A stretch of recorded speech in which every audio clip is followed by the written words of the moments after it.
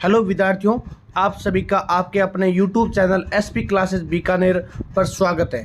आपके लिए एक वन शॉट वीडियो लेकर आया हूँ जो कि विश्व इतिहास का आपके लिए रहने वाला है। यानी ये वीडियो उन सभी विद्यार्थियों के लिए जिनको विश्व इतिहास का बहुत ही संक्षिप्त आधार पर यानी 5 से 10 मिनट के अंदर पूरा का पूरा कवर करना है। और विशेष रूप से जो भी कॉलेज के एग्जाम होते हैं बीए सेकेंड सेमेस्टर के लिए, तो बीकानेर संभाग के उन विद्यार्थियों के लिए बहुत ही ज़्यादा महत्वपूर्ण ये और हेल्पफुल वीडियो रहने वाला है। क्योंकि मैंने इससे पहले बड़ा वाला वीडियो लगा रखा है, तो आप इस वन शॉट वीडियो को विद्यार्थियों जरूर देखें। अगर बात करें हम पुनर्जागरण काल की, क्या होता है पुनर्जागरण काल, तो विद्यार्थियों को हम इसके सबसे पहले परिचय की बात करें। यानी पुनर्जागरण काल यूरोप के इतिहास में 14वीं से 16वीं शताब्दी के बीच का वे युग है जिसमें कला, साहित्य, विज्ञान, दर्शन, शिक्षा और मानव विचारों का अभूतपूर्व विकास हुआ था। यानी पुनर्जागरण कौन सा काल है, तो विद्यार्थियों पुनर्जागरण आपको ध्यान होना चाहिए कि यूरोप का जो एक ऐसा इतिहास जिसके अंदर 14वीं से लेकर 16वीं शताब्दी के बीच में जो युग माना गया है, जिसके अंदर किसका विकास हुआ, एक तो कला का, एक साहित्य का, विज्ञान का, दर्शन का, इन सब का जो विकास हुआ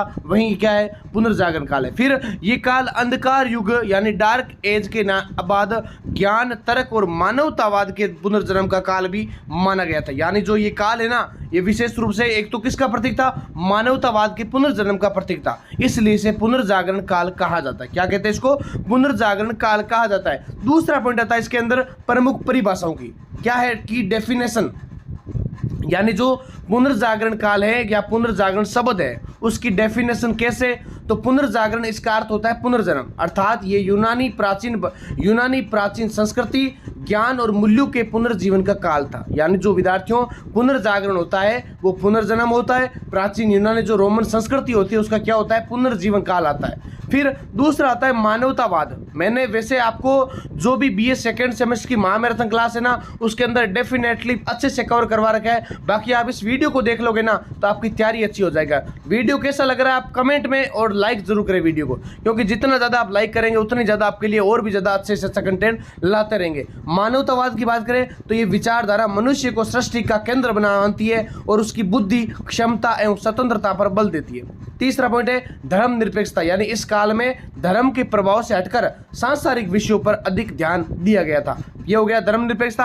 अगला तीसरा पॉइंट आता है आपके लिए पुनर्जागरण की पृष्ठभूमि। क्या होती है पुनर्जागरण की पृष्ठभूमि, तो प्राचीन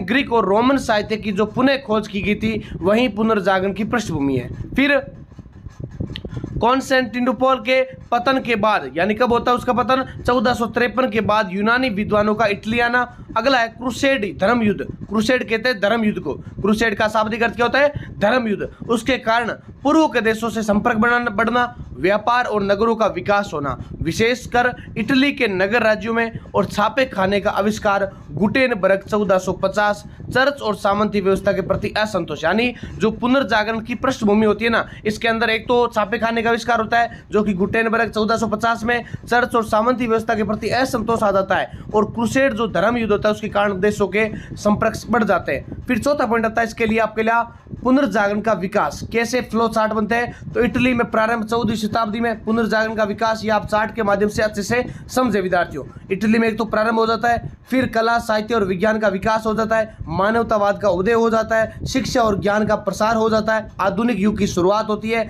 और यूरोप के अन्य देशों में प्रसार 15वीं से 16वीं शताब्दी के बीच में हो जाता है। नेक्स्ट आपके लिए जो 5 नंबर पॉइंट आपका जो याद रखने वाला है और वेरी वेरी इंपॉर्टेंट है पुनर्जागरण टॉपिक से, तो पुनर्जागरण की परिभाषाएं कौन सी, पुनर्जागरण की प्रमुख परिभाषाएं, तो प्राचीन रोमन ग्रीक संस्कृति का पुनरुत्थान, और जो मानवतावाद का विकास होता है यानी मनुष्य की बुद्धि और गरिमा पर बल दिया जाता है। कला, साहित्य, वास्तुकला में अभूतपूर्व अनुभूति होती है, विज्ञान और तर्क का विकास होता है, अवलोकन और प्रयोग पर जोर दिया जाता है, और धर्मनिरपेक्ष दृष्टिकोण, सांसारिक विषयों में रुचि होती है। व्यक्तिवाद का विकास भी होता है, शिक्षा का प्रसार भी, विश्वविद्यालयों की स्थापना भी की जाती है। छठा पॉइंट है प्रमुख व्यक्तित्व कौन कौन से होता है इसके अंदर, एक तो होता है दांते। कौन होता है, दांते, जो कि इटली के आधुनिक युग का जनक कहा जाता है। किसे कहते हैं, इटली के आधुनिक युग का जनक कहते हैं दांते को। फ्रांसिस्को पेट्रार्क जो कि मानवतावाद का जनक होता है, और लियोनार्डो दा विंची कौन होते हैं, महान चित्रकार, वैज्ञानिक, मूर्तिकार होते हैं। फिर अगले व्यक्ति होते हैं माइकल एंजेली। माइकल एंजेली का भी नाम आपको याद होना चाहिए, क्योंकि यहाँ से आपके डेफिनेटली शॉर्ट वाले क्वेश्चन यहाँ से ज़्यादा सही होने के चांस रहते हैं। तो माइकल एंजेली महान मूर्तिकार और चित्रकार होते हैं, जबकि गैलीलियो कौन होते हैं? आधुनिक विज्ञान का जनक माना जाता है। निकोलो मैकियावेली राजनीति विज्ञान का जनक माना जाता है। नेक्स्ट आपके लिए 7 नंबर है, पुनर्जागरण का महत्व क्या है? तो इसने अंधकार युग से यूरोप को बाहर निकाला, आधुनिक युग की नींव रखी और विज्ञान, कला, साहित्य और शिक्षा के विकास का मार्ग प्रस्तुत किया था, और साथ ही लोकतंत्र, स्वतंत्रता और मानव अधिकारों की भावना को प्रोत्साहन मिला, और इसने औद्योगिक क्रांति और वैज्ञानिक क्रांति की पृष्ठभूमि तैयार की थी। ये हम क्यों लेकर आए? ताकि आपकी 5 यूनिट है ना, इस नोट्स के माध्यम से आपके अच्छे से कवर हो जाए। आप पूरी पीडीएफ लेकर लेना चाहते हैं तो उनकी आपकी प्राइस बता रखी है मैंने, आप चैनल पर मैसेज कर सकते हैं, आपको पीडीएफ मिल जाएगी विद्यार्थियों। बाकी ये शॉर्ट नोट से ये फायदा होता है कि आपके कहीं ना कहीं दिमाग में छवि बन जाती है कि हाँ, ये मुख्य रूप से अपने को की पॉइंट्स याद होने चाहिए। पुनर्जागरण का महत्व हो गया, पुनर्जागरण का महत्व मैंने आपको बता दिया। फिर आपके लिए 8 नंबर है, एग्जाम में कैसे लिखी, यानी एक तो उत्तर की शुरुआत संक्षिप्त परिचय से करनी है अपने को, चाहे पृष्ठभूमि है, विशेषता है, प्रमुख व्यक्तित्व है, महत्व को देना है, या मानचित्र, टाइमलाइन या फ्लो चार्ट बनाने का प्रयास करना है। अगर हो सके तो तिथि, घटनाएं कुछ अवश्य आप लिखे, ताकि क्या होता है, आप कोई भी एग्जाम करें, बीए सेकंड सेमेस्टर का भी आप एग्जाम देने वाले हैं, तो उसके अंदर जो भी आप कुछ भी आपको फैक्ट याद होते हैं, कोई पुस्तक का नाम याद होता है, वो आप उत्तर के अंदर मेंशन जरूर करें, ताकि उनसे क्या होता है, आपके नंबर बढ़ने के चांस ज़्यादा रहते हैं विद्यार्थियों। फिर निष्कर्ष जरूर लिखे, ताकि को जो एग्जामिनर चेक करने वाला होता है उसको पता चल जाए कि हाँ क्या लिखा है, कैसे लिखा है। फिर नेक्स्ट 9 नंबर पॉइंट है, महत्वपूर्ण कीवर्ड्स। पुनर्जागरण हो गया, मानवतावाद, पेट्रार्क्स, दांते, Leonardi, Michael Angelo, Greek Roman संस्कृति, छापाखाना, ये सब होते हैं। निष्कर्ष ये है कि पुनर्जागरण काल यूरोप के इतिहास में ज्ञान, कला, साहित्य और मानव विचारों के पुनर्जन्म का युग था। इसने मनुष्य को नए दृष्टिकोण और स्वतंत्र विचार देने का कार्य किया, आधुनिक विश्व के निर्माण में महत्वपूर्ण भूमिका निभाई थी। अब हम पुनर्जागरण के बाद में वाणिज्यवाद को पढ़ेंगे, क्योंकि आपका जो 5 यूनिट लगने वाला है ना, 500 यूनिट को हम इसी एक शॉर्ट वीडियो के अंदर कवर करेंगे। वाणिज्यवाद क्या होता है? तो वाणिज्यवाद का परिचय ये देख रखा है कि वाणिज्यवाद 16वीं से 18वीं शताब्दी के मध्य यूरोप में क्या होता है, प्रचलित आर्थिक विचारधारा होती है। वह मुख्यतः राज्य की शक्ति, धन संचय और व्यापार के विस्तार पर आधारित होती है। इसे आधुनिक पूंजीवाद की पूर्व पीठिका भी कहा जाता है। फिर दूसरा पॉइंट है परिभाषा। तो वाणिज्यवाद वह आर्थिक नीति है जिसमें राज्य की समृद्धि, शक्ति और प्रतिष्ठा को बढ़ाने के लिए सोने चांदी के संचय, व्यापार के विस्तार और निर्यात को प्रोत्साहित करना प्रमुख माना जाता है। नेक्स्ट 3 नंबर पॉइंट है कि वाणिज्यवाद की प्रमुख विशेषताएं क्या है। वाणिज्यवाद की प्रमुख विशेषताएं, तो एक तो राज्य की समृद्धि का आधार होता है। क्या होता है? राज्य की समृद्धि का आधार होता है, जैसे सोना चांदी का संचय करना, निर्यात को बढ़ावा देना, आयात पर नियंत्रण करना, व्यापार पर राज्य का नियंत्रण और संरक्षण करना, औपनिवेशिक विस्तार और औपनिवेशिकों का शोषण करना, ये सब क्या होता है, इसके अंदर शामिल होता है। जैसे उच्च कर भी होता है, जैसे कराधान, राजकोष की वृद्धि हो गई, घरेलू उद्योग का संरक्षण करना,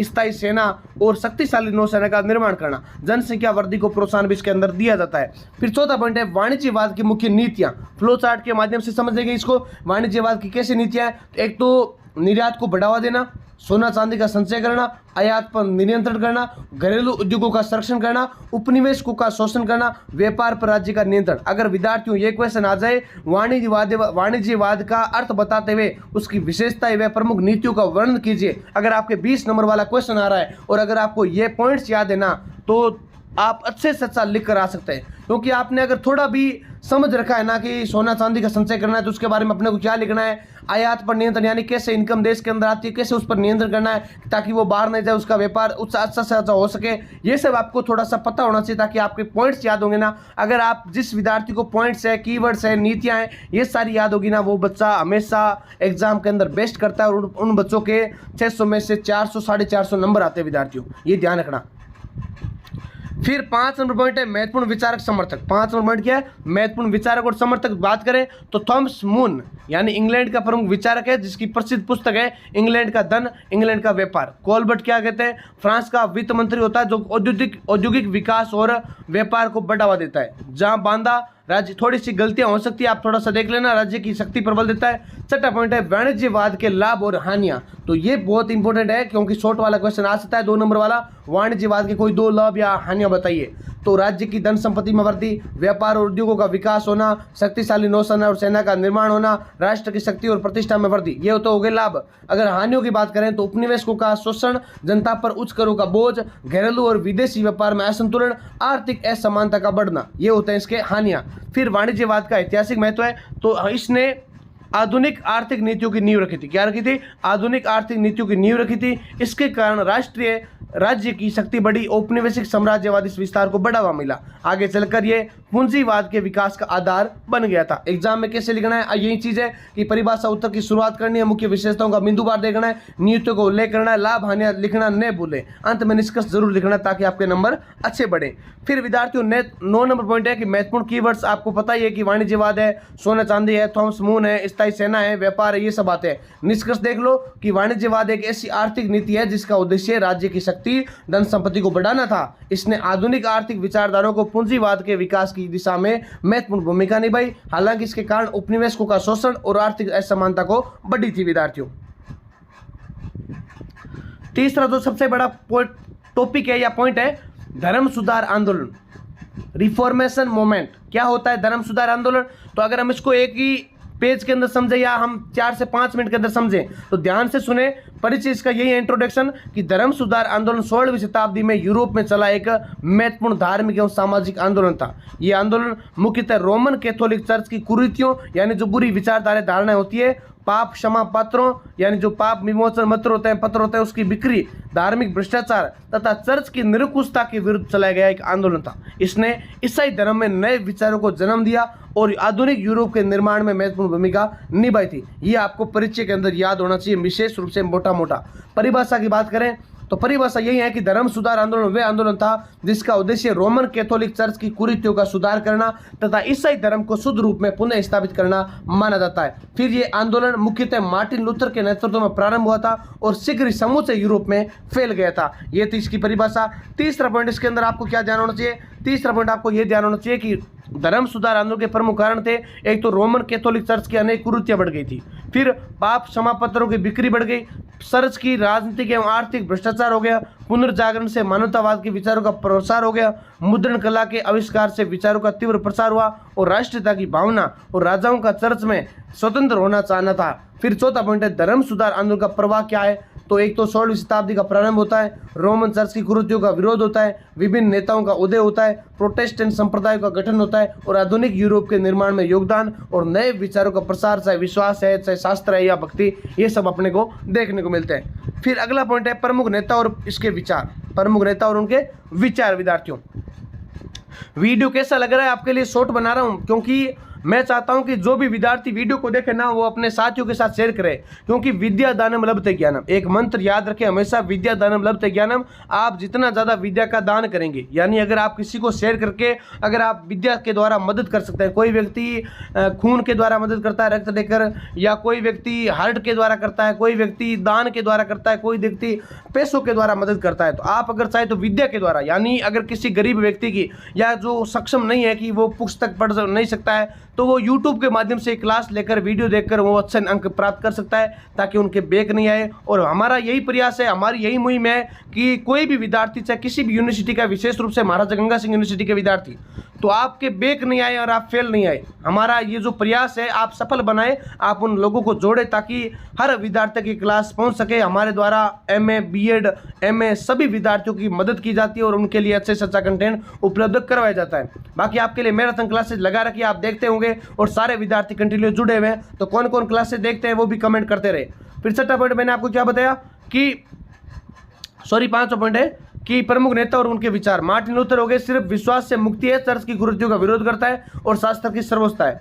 और जेवलगली है कि चर्च सुधार है, मूर्तियां व्याकारों का विरोध होता है। जॉन कैवलिन होते हैं कि जो ईश्वर की सर्वोच्चता पूर्व नीति का सिद्धांत देते हैं। और हेनरी अष्टम क्या कहते हैं, इंग्लैंड में चर्च और इंग्लैंड की स्थापना करते हैं 1534 में। जबकि धर्म सुधार आंदोलन के परिणाम की बात करें तो प्रोटेस्टेंट संप्रदाय का उदय होता है लूथरन, कैवलिनवादी और एंग्लिन की आदि के द्वारा। चर्च की निरंकुशता का अंत हुआ है, धार्मिक सहिष्णुता और व्यक्तिगत स्वतंत्रता की भावना बढ़ती है और शिक्षा के प्रसार को गति मिलती है। आधुनिक लोकतांत्रिक विचारों के विकास में सहायता भी मिलती है और यूरोप में राजनीतिक एवं सामाजिक परिवर्तन आता है। विज्ञान और प्रगति के लिए अनुकूल वातावरण भी बनता है। संक्षिप्त नोट्स इसके अंदर यही है कि धर्म सुधार आंदोलन मुख्यतः क्या होता है, धार्मिक सुधार आंदोलन होता है और यह आंदोलन 1517 से मार्टिन लूथर द्वारा प्रारंभ होता है। लूथर ने 95 सूत्र 95 जारी किए थे। सूत्र मुद्रण कला के कारण इस आंदोलन के विचार शीघ्र फैले और इस आंदोलन के यूरोप को मध्ययुगीन अंधकार से निकालकर आधुनिक युग की ओर अग्रसर किया था। एग्जाम में कैसे लिखना आप देख लेना। महत्वपूर्ण कीवर्ड्स यही है कि धर्म सुधार आंदोलन है, मार्टिन लूथर है, जैन कैवलिन है,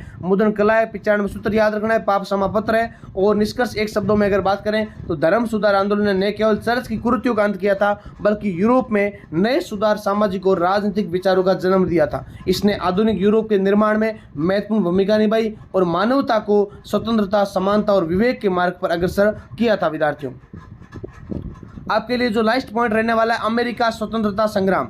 इसका परिचय क्या है? 18वीं शताब्दी में ब्रिटेन उपनिवेशकों ने ब्रिटेन के अत्याचारों के और अन्यायपूर्ण नीतियों के विरुद्ध स्वतंत्रता के लिए संघर्ष किया, जिसे अमेरिका स्वतंत्रता संग्राम कहते हैं। यह संग्राम 1775 से 1783 तक चला और इसके परिणाम स्वरूप 4 जुलाई 1776 को अमेरिका एक स्वतंत्र राष्ट्र बन गया था। प्रमुख परिभाषा यही है। परिभाषा तो मेन क्या होती है कि किसी शक्तिशाली देश द्वारा जो दूसरे देश में बसाए गए लोग होते हैं वहां से स्थापित करना उपनिवेशवाद होता है। ये परिभाषा याद कर लेना, आपके कई बार काम आती है। स्वतंत्रता संग्राम क्या होता है? तो वह संघर्ष जिसमें उपनिवेशकों ने ब्रिटेन से स्वतंत्रता प्राप्त करने के लिए युद्ध किया। घोषणा पत्र, स्वतंत्रता की घोषणा करने वाला औपचारिक दस्तावेज। फिर आपको क्या जानना चाहिए? एक तो स्वतंत्रता संग्राम के कारण क्या होते हैं? तो कारण यही है कि ब्रिटेन द्वारा उपनिवेशकों द्वारा भारी कर लगे गए, बिना प्रतिनिधित्व के कराधान लगे गया, व्यापार पर प्रतिनिधित्व और आर्थिक शोषण हुआ, सैनिकों को उपनिवेशकों को जबरन ठहराना और उपनिवेशवासियों के अधिकारों का हनन होना, प्रबुद्ध विचारों, स्वतंत्रता, समानता और मानव अधिकार का प्रभाव छीन लेना, ये सब इसके अंदर शामिल था। चौथा पॉइंट है स्वतंत्रता संग्राम का क्रम क्या है? तो करों और अत्याचारों के विरुद्ध असंतोष होना और लेगिस्टन की लड़ाई 19 अप्रैल 1775 को, प्रथम विश्व युद्ध कांग्रेस 1774 को और स्वतंत्रता की घोषणा 4 जुलाई 1776 को, स्वतंत्रता संग्राम 1775 से 1783, पेरिस की संधि होती है 1783 में, अमेरिका की स्वतंत्रता मानी जाती है। यॉर्कटाउन की लड़ाई भी 1781 में होती है। अगर हम प्रमुख घटनाओं की बात करें तो प्रमुख घटनाएं आपको ये याद होनी चाहिए। एक तो प्रथम महाद्वीपीय कांग्रेस का आयोजन 1774 में होता है और लेक्सिंगटन और कॉनकॉर्ड की लड़ाई 19 अप्रैल 1775 में, स्वतंत्रता की घोषणा 4 जुलाई 1776, अमेरिका की साराटोगा की लड़ाई 1777, फ्रांस का सहयोग 1778, यॉर्कटाउन की लड़ाई 1781, पेरिस की संधि और स्वतंत्रता की मान्यता 1783। प्रमुख नेता कौन है? जॉर्ज वाशिंगटन हो गए, थॉमस जेफरसन हो गए, बेंजामिन फ्रैंकलिन हो गए, जॉन एडम्स हो गए, पैट्रिक हेनरी हो गए। ये सब क्या होते हैं? इसके अंदर शामिल होते हैं। फिर परिणाम क्या निकलता है और इसका निष्कर्ष क्या होता है? तो आपको इसके अंदर देखना है। परिणाम यही है कि अमेरिका ब्रिटेन से स्वतंत्र हो जाता है। 4 जुलाई 1776 को स्वतंत्रता की घोषणा ने लोकतंत्र की स्थापना कर दी और 1783 की पेरिस संधि द्वारा ब्रिटेन ने अमेरिका की स्वतंत्रता को मान्यता दे दी और संविधान निर्माण 1787 को संघीय गणराज्य की स्थापना हो जाती है और विश्व भर में स्वतंत्रता और लोकतंत्र की गणना बन जाती है। फिर निष्कर्ष यह कि अमेरिका स्वतंत्रता संग्राम मानव इतिहास की एक महत्वपूर्ण घटना है, जिसने स्वतंत्रता, मानवता, समानता और लोकतंत्र की स्थापना की और इस संग्राम ने सिर्फ अमेरिका को ही नहीं बल्कि पूरे विश्व को स्वतंत्रता और अधिकारों के लिए संघर्ष करने की प्रेरणा दी थी। तो ये था आपके लिए, मैंने एक अच्छा कंटेंट तैयार करके आपके लिए प्रस्तुत किया, ताकि मैं सोच रहा हूँ कि अगर मैराथन क्लास विद्यार्थी देख रहे हैं साथ साथ में अगर ये शॉर्ट नोट्स है यानी 15 से 20 मिनट का एक 1 शॉर्ट वीडियो आप देख लेते हैं तो आपका पूरा का पूरा इतिहास है जो सेकेंड सेमेस्टर में महाराजा गंगा सिंह यूनिवर्सिटी के द्वारा सिलेबस के आधार पर तैयार किया गया है, तो वो वेरी वेरी इंपॉर्टेंट आपके लिए रहने वाला है। तो इस क्लास को ज़्यादा से ज़्यादा अच्छे से देखें और साथियों को शेयर भी जरूर करें ताकि हर विद्यार्थी की क्लास पहुंच सके। और मैं आशा करता हूं कि मेरे जितने प्यारे विद्यार्थी हैं, जितने भी विद्यार्थी जो कहीं के भी है, गंगानगर, हनुमानगढ़, बीकानेर, चूरू या कहीं के किसी भी जिले के विद्यार्थी देख रहे हैं, वो सभी इस वीडियो को लाइक करेंगे और शेयर करेंगे। इसी के साथ जय हिंद, जय Bharat, Vande Mataram, all the best.